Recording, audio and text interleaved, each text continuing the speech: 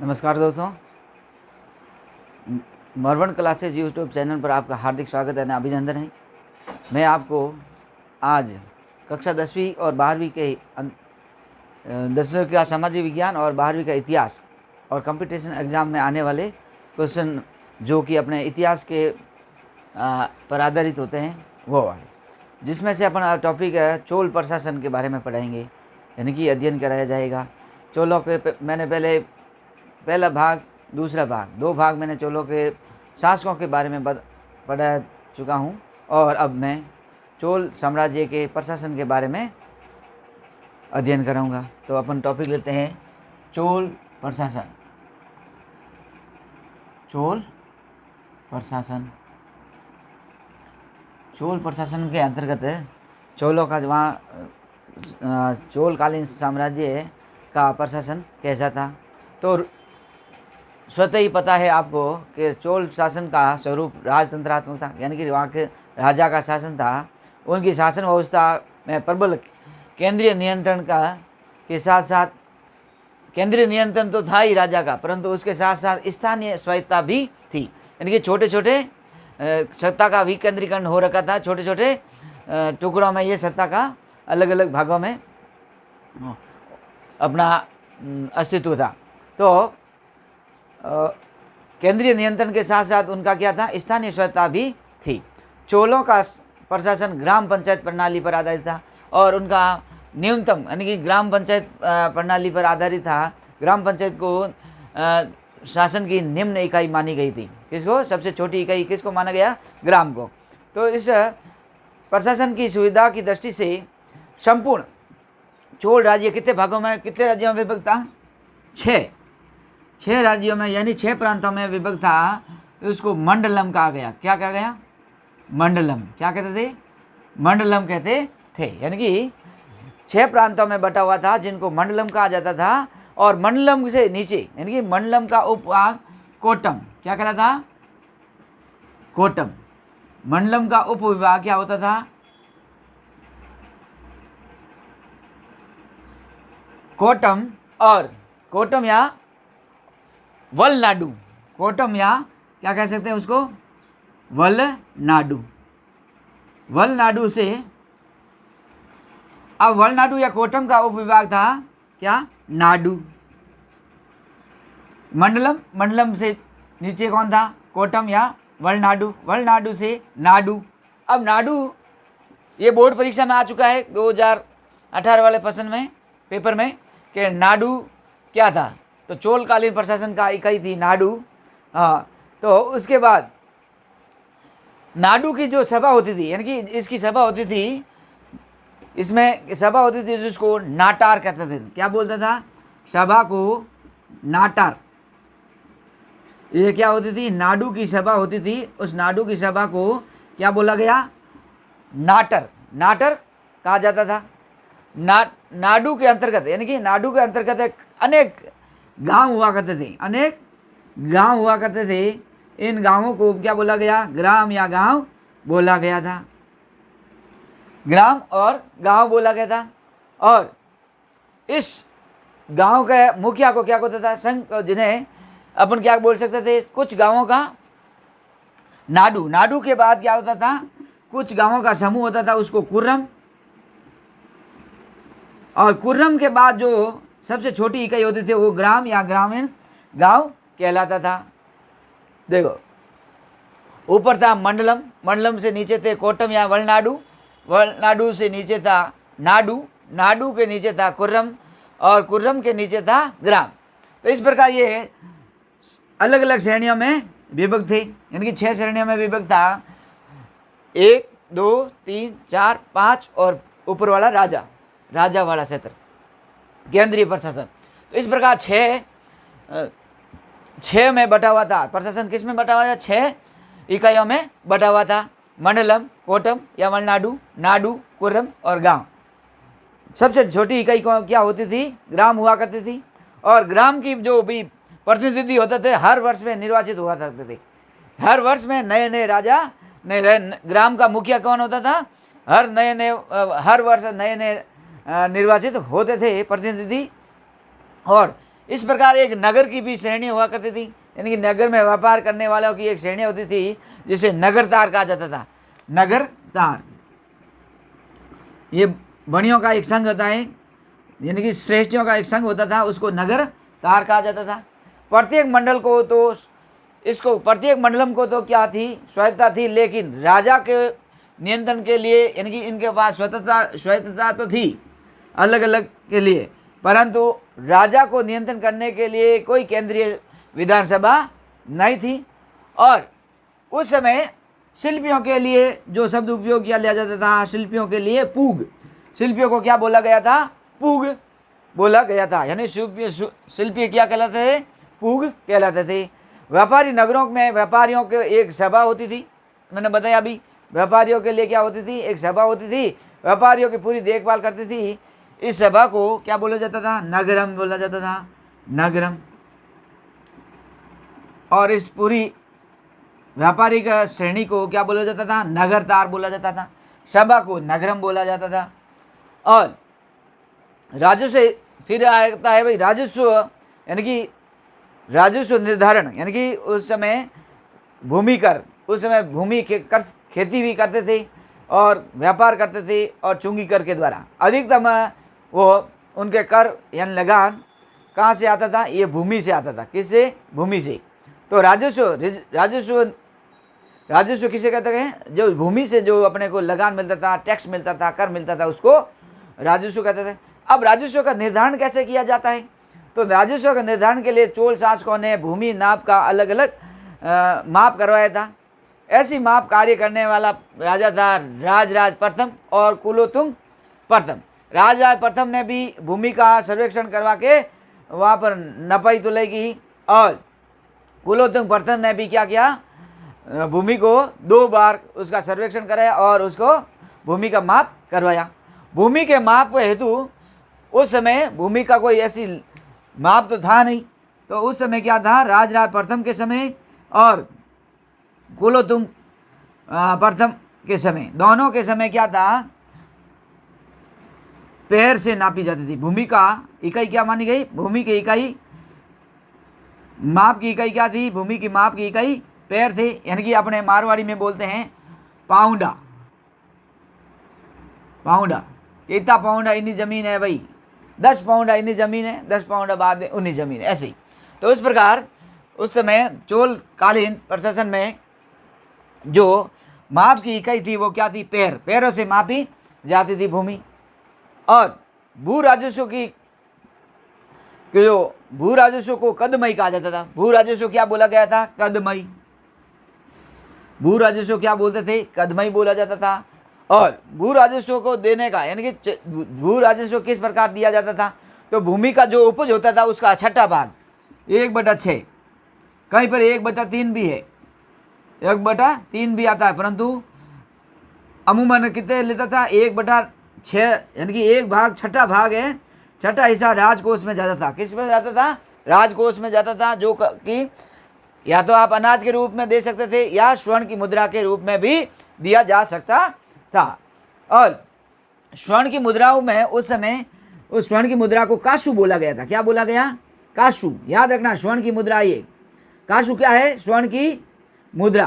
किस काल में थी, ये चोल प्रशासन में, चोल काल में हुआ करती थी। और ये उसका वजन क्या था, 16 ओस था, 16 ओस इसका वजन हुआ करता था, 16 ओस उसका वजन हुआ करता था।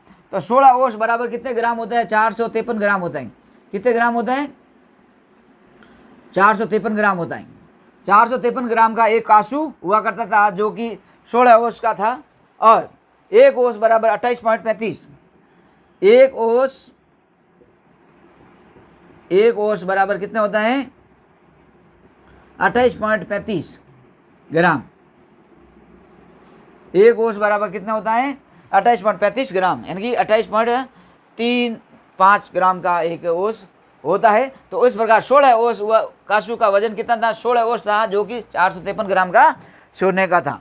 तो जो अनाज के बारे में लगान, यानी कि उसका भूमि कर अनाज के रूप में भी दिया जा सकता था और स्वर्ण की मुद्रा के रूप में भी दिया जा सकता था। स्वर्ण की मुद्रा का नाम काशु था। काशु कितने का था, कि 16 ओस का था। 16 ओस बराबर कितने होते हैं? 453 ग्राम का होता है, यानी कि 1 ओस बराबर 28.35 ग्राम का होता है। और चोल प्रशासन में राजस्व विभाग का, यानी कि राजस्व विभाग का प्रमुख अधिकारी था वरित पोतक वरी,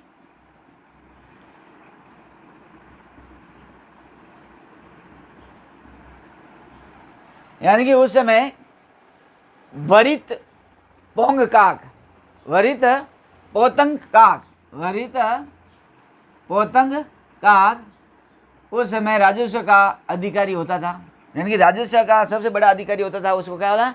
वरित पोतक काक कहलाता था। फिर क्या चोल प्रशासन के पास एक विशाल संगठित और एक सेना थी, और उस सेना के बल पर वो दक्षिण भारत में पूरा अपना शासन स्थापित कर रहे थे, और दक्षिण भारत के अलावा श्रीलंका वगैरह में भी उन्होंने शासन स्थापित किया था। तो उनके पास एक विशाल संगठित सेना का थी, और सेना के बल पर ही उन्होंने पल्लवों को, गंगों को, चेल को और पांड्यों को, इन सबको उन्होंने हराया था। सेना की टुकड़ी जो आगे नेतृत्व करना, सेना की टुकड़ी का नेतृत्व करता उसको क्या कहलाता था? नायक कहलाता थे। और सेना के अध्यक्ष को महानायक कहलाता था। ये क्या कहलाता? महानायक कहलाता। सेना की टुकड़ी का, यानी कि सेना की टुकड़ी का क्या करता था? वो नेतृत्व करने वाला होता था, उसको तो नायक बोला जाता था। और सेना के अध्यक्ष को क्या बोला जाता था? महादंड नायक। क्या बोला जाता था? महादंड नायक कहा जाता था। यानी कि नायक तो कौन होता था? नेतृत्व कर, सेना की टुकड़ी का नेतृत्व करने वाला, और सेना के अध्यक्ष को महादंड नायक कहा जाता था। तो उनके पास एक विशाल बड़ी सी सेना हुआ करती थी। और उसके बाद जो राजा के अंगरक्षक होते थे, जो उसको वेलेकार कहा जाता था, और राजा के जो अंगरक्षक होते थे उनको वेलेकार कहते थे। राजा के अंगरक्षक को क्या बोला गया था? वेलेकार बोला गया था। और उसके बाद चोल प्रशासन में, यानी चोल शासकों के पास एक मजबूत जहाजी बेड़ा, यानी कि उनके पास नौसेना हुआ करती थी। इसी नौसेना के बल पर उन्होंने बंगाल की खाड़ी में और लक्षद्वीप वाला क्षेत्र में उन्होंने खूब सारे अपने छोटे छोटे टापुओं में, यानी कि उस समय 12,000 टापू उसके अधीन हुआ करते थे, जो छोटे छोटे टापुओं को अपने अधीन कर रखा था। और बंगाल की खाड़ी में तो नौसेना गतिविधियाँ इतने हो गई कि चोलों की एक झील बन गई। बंगाल की खाड़ी इस चोलों के लिए क्या हो गई? छोटी सी झील के रूप में हो गई थी। फिर है चोलों के द्वारा ही क्या क्या सिंचाई में बड़ी बड़ी योजना चलाई थी, और सिंचाई की योजनाओं के साथ ही उन्होंने क्या किया? वहाँ पर खूब सारी क्या नहरें बनवाई गई थी।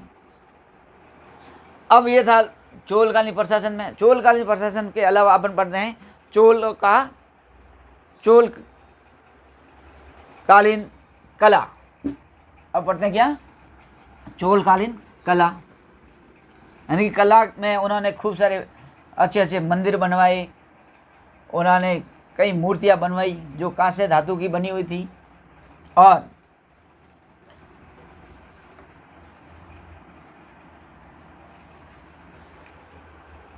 राजराजेश्वर मंदिर हैं, खूब सारे ऐसे मंदिर है, नहरों का निर्माण करवाना, ये स्थापत्य कला का उदाहरण मिलते हैं। तो चोलों ने पल्लवों के स्थापित, जो उस समय पल्लव थे, पल्लवों के सामंत थे, पल्लवों को ही हराकर चोलों ने अपना साम्राज्य स्थापित किया था। करने वाला कौन था? विजयालय था। और विजयालय के बाद, विजयालय के साथ ही उन्होंने क्या किया? जो चोलों के द्वारा स्थापत्य कला थी उसको ही आगे बढ़ाने का कार्य किया। चोलों के द्वारा, यानी कि चोलों की द्रविड़ मंदिर शैली थी। द्रविड़ों चोलों काल की मंदिर निर्माण शैली कैसी थी? कि द्रविड़ मंदिर कला, द्रविड़, इनकी शैली कौन सी थी? कि द्रविड़ शैली मंदिर शैली थी। और कुछ विशेषता, उसकी विशेषता थी कि वर्गाकार क्या था? विमान था। इसके वर्गाकार विमान था मंदिर का। उसके ऊपर एक मंडप हुआ करता था। मंडप में चारों मुंडों पर, चार कोनों पर गोपुरम हुआ करता था, जो कलात्मक स्तंभ थे। और गोपुरम कलापूर्ण स्तंभों से युक्त वर्ध सदन, यानी कि बड़ा सदन के एक सजावटी रूप में था। और पारंपरिक सिंह, उस वहाँ पर क्या थे? सिंह की मूर्तियाँ भी आकृति रखी हुई थी। और उसके साथ उन्होंने ब्रैकेट और संयुक्त स्तंभों का भी आदि का होना एक बहुत बड़ा उत्कृष्ट कार्य हुआ करता था उसका मंदिर निर्माण में, यानी कि खूब सारे ऐसे क्या थे, स्तंभ खड़े कर दे, स्तंभ खड़े करके मंदिर बना दिए थे। और चोल स्थापत्य की प्रशंसा करते हुए फर्ग्यूसन महोदय जी क्या बोलते हैं, देखो चोल कालीन कारीगर, चोल काल के कारीगर तो उनका कारीगर तो कैसे सोचते थे, राक्षस की तरह सोचते थे, परंतु उनकी जौहरी की तरह तराशते थे। इन पत्थरों को कैसे राक्षस की तरह तो वो सोचते थे, सोचना कैसा था, राक्षस की तरह, और उनकी गढ़ाई कैसे थे, जौहरी की तरह। कैसी, यानी सुनार कैसे मोती पोते हैं, उसी तुम्हार उनकी गढ़ाई को, यानी कि उनकी कला को जौहरी की तरह माना और सोच उनकी राक्षस की तरह माना था। ये किसने कहा था, फर्ग्यूसन महोदय ने, इतिहासकार था फर्ग्यूसन महोदय, उन्होंने कहा चोल कालीन कारीगर राक्षस की तरह सोचते थे और जौहरी की तरह पत्थर को तराशते थे। फिर इस चोल कला के अंदर सर्वश्रेष्ठ उदाहरण मिलता है अपने को राजराज प्रथम के द्वारा तंजावुर या तंजौर में वर्धेश्वर मंदिर या राजराजेश्वर मंदिर यानी शिवजी भगवान का मंदिर बनाया था राजराज प्रथम ने।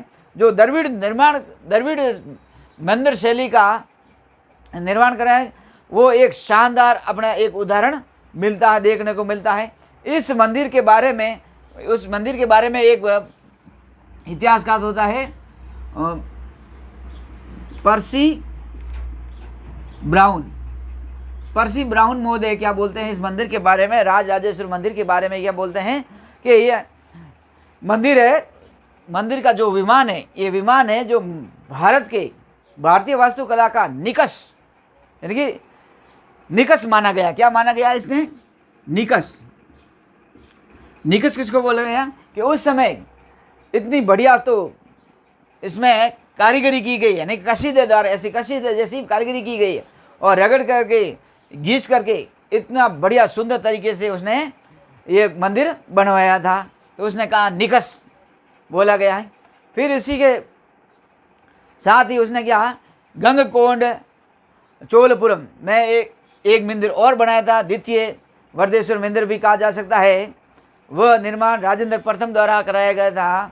उसमें भी पर्सी ब्राउन ने इस मंदिर को गीतों की तरह, इस मंदिर को क्या बोला गया कि गीतों की तरह संवेदना उत्पन्न करने वाले महान कलात्मक निर्माण का है। यानी कि उस समय यह मंदिर के पास स्तंभ खड़े थे, इन स्तंभों से क्या आ रहे थे, खुले हल्के हल्के खुले थे, जिससे कि हवा आ रही थी। तो हवा जैसे ही तेज हवा आती थी तो वो आवाज़ करने लग जाती थी, जैसे कि मंदिर के अंदर क्या कर रहा है, कोई गीत गा रहा है। क्या गा रहा है, गीत गा रहा है। तो संवेदना, गीतों की संवेदना का उत्पन्न करने वाला महान कलात्मक निर्माण कहाँ से बोला गया था, गंगकोंड चोलपुरम के मंदिर से माना गया है। उसके बाद उस समय मूर्तियाँ ये तंजावर में, यानी कि तंजौर या तंजावर में नटराज शिव जी की मूर्ति थी जो कांस्य से निर्मित थी, जो उसका चोल काल का सर्वोत्कृष्ट उदाहरण माना गया है। मंदिरों की गोपुरम शैली, यानी कि मंदिरों की गोपुरम, चारों कोनों पर क्या है, गाय का मुख। तो गोपुरम शैली का विकास इसी युग में हुआ और दक्षिण भारत में इसी कला में स्थापत्य कला के अंतर्गत ही नहरों का निर्माण हुआ। अब पढ़ते हैं अपन चोलकालीन समाज, यानी चोलों के द्वारा, चोल प्रशासन के समय या चोलों के जो अधिकार क्षेत्र में था वहाँ पर कैसा समाज था। तो चोलकालीन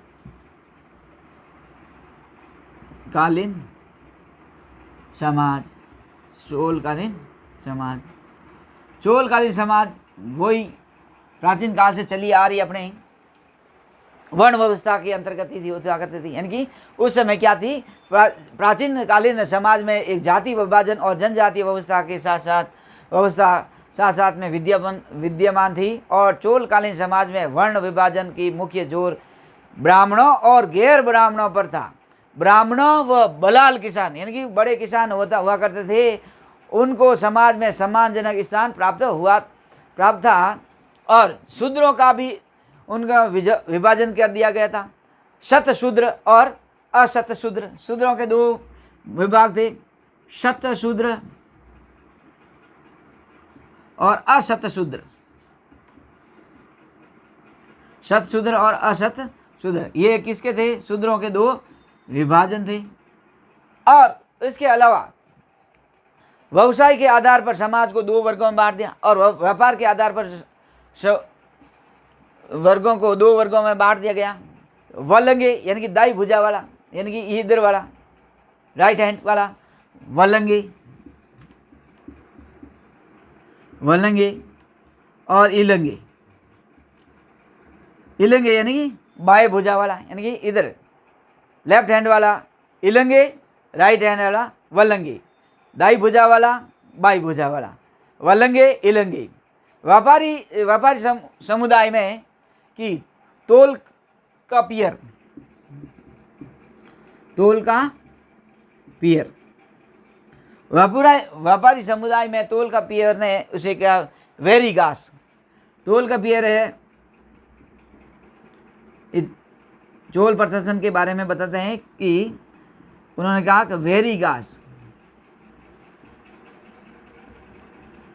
इनका व्यापारियों को किस नाम से पुकारा गया? तोल की पियर ने, तोल का पियर ने व्यापारियों को वेरीगास के नाम कहा गया। इसको क्या बोला गया? व्यापारी समुदाय को वेरीगास कहा गया। चोल राजा किस धर्म से अनुयायी थे?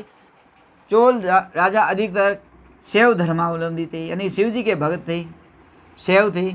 और शिव जी के भक्त होने के नाते ही उन्होंने क्या कहा कि राजा धीराज के लेख के अवलेख, यानी कि राजा धीराज के अभिलेख के अनुसार वो उसने क्या किया? अश्वमेघ यज्ञ भी किया था,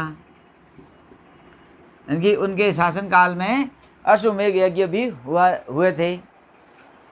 और समाज में स्त्रियों का संपत्ति का स्वामिनी होती थी, और समाज में जो स्त्रियों की स्थिति थी वो अच्छी थी, वो संपत्ति का मालिकन थी, यानी कि स्वामिनी हुआ करती थी। तूने गई,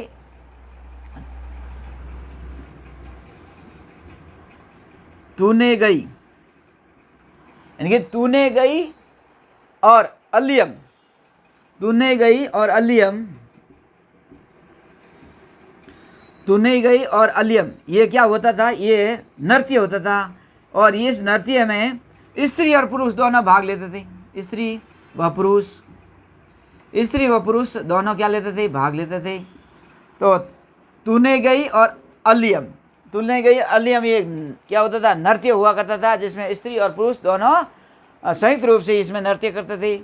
और उस समय यानी कि चोल प्रशासन में, चोलकालीन समाज में उस समय एक संत हुए थे, और उस संतों में एक महिला संत भी, खूब सारे संत हुए, उसमें भी एक महिला संत भी थी, अंडाल। तो 2015 आरपीएससी फर्स्ट ग्रेड इतिहास के पेपर में आ चुका है कि इसमें से महिला संत कौन थी? तो महिला संत थी अडाल, याद रखना है। यानी कि उस समय अलवारों को, ये अलवार थी यानी वैष्णव भक्ति में थी, तो उस समय अलवारों में एक महिला संत भी हुई थी, उसका नाम था अडाल। और उसके बाद चोल समय में, चोलों के समय में, चोल काल में दास और देवदास प्रथा भी प्रचलित थी। तो इस प्रकार मैंने आपको चोलों का प्रशासन, चोलकालीन कला, चोलकालीन समाज, इसके बारे में जो प्रमुख थी मैंने आपको पढ़ाया, अध्ययन कराया। उसके जो भी इम्पोर्टेंट पर्सन आने योग्य थे मैंने आपको बताया है। और मरवन क्लासेस का यूट्यूब चैनल पसंद आए तो लाइक करें, सब्सक्राइब करें और ज़्यादा से ज़्यादा शेयर करें, जिससे कि हमारा भी मनोबल बढ़ता रहे और हम नए नए वीडियो डालते रहें। इसी के साथ सभी का धन्यवाद।